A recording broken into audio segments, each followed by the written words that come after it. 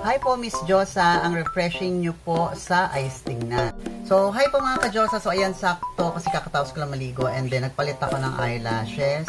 So, ang refreshing daw tingnan ng aking mata and meron din ako nakita na comment ito before, ganda raw ng aking eyelash. So, ayan, papakita ko sa inyo yung differences ng aking eyes ng with and without eyelashes. Kasi maraming nakakapansin nito. So, ito yung lagi kong itsura and then ayan siya pag nakapikit.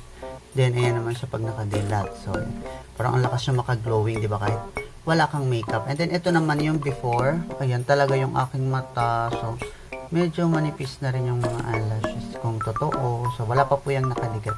So, ngayon, share ko sa inyo kung ano ba yung gamit ko, kung bakit ganyan siya kagandang tingnan.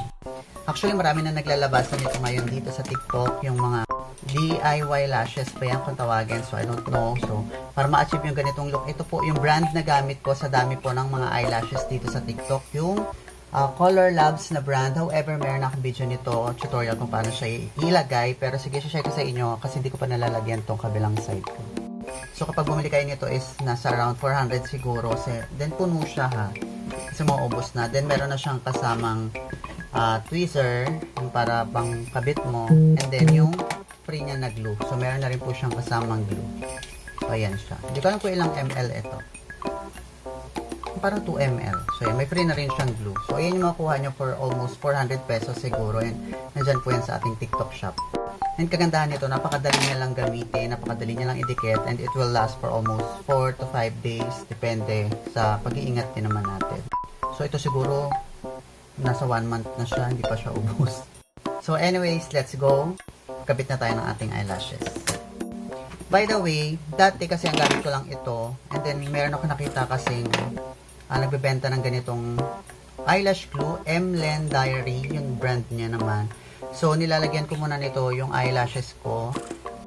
So, which means nagdo-double band ako. Pero kahit hindi na po, hindi na kayo gumamit nito or bumili, okay lang kasi meron naman na kayong glue talagang kasama.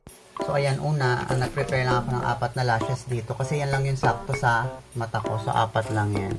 Hindi ko siya sinasagad dun sa dulo kasi piling ko kumakat. So, depende pa rin yan sa prepared ninyo. Kung mga 5 yung kasya dun sa eyes ninyo, so okay lang din po yun. So, what I usually do ay naglalagay lang ako ng ganito munang glue sa aking eyelashes. So, ayan po yung original. Ito yung before, ito yung ating after. So, gawin natin siya dito. So, ayan, naglalagay lang ako ng konti. Para lang dumikit din yung ibang lashes sa totoo kong pilik mata. So, ayan, meron na siya. So, habang pinatutuyo siya, kukunin ko naman itong glue na to. Then, lalagyan ko naman ng bawat isa nung mga eyelash natin.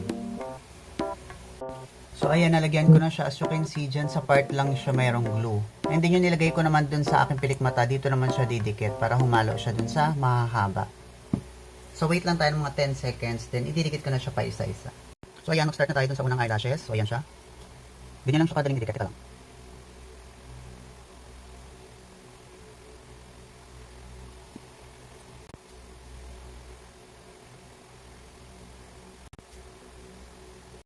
Ito naman yung pangatlo.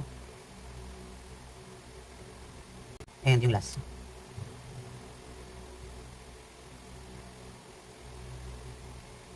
Then, ipitin mo lang siya para sumama siya dun sa totoo mong eyelashes. Ay.